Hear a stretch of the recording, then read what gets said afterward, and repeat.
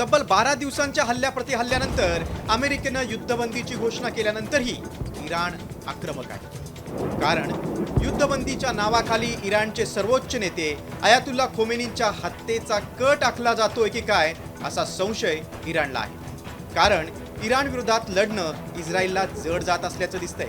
इस्रायलची Mossad ही गुप्तचर संस्था छुपा कारनाम्यात माहीर आहे.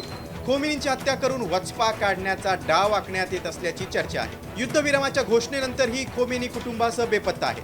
युद्धविरामातून इस्रायल खोमेनींच्या हत्येचा डाव आखत असल्याचा संशय आहे. खोमेनींच्या सुरक्षेसाठी इराण रिव्होल्युशनरी गार्डचं युनिट तैनात आहे. खोमेनींचा संदेश मध्यस्थांमार्फत बंकर बाहेर येतो.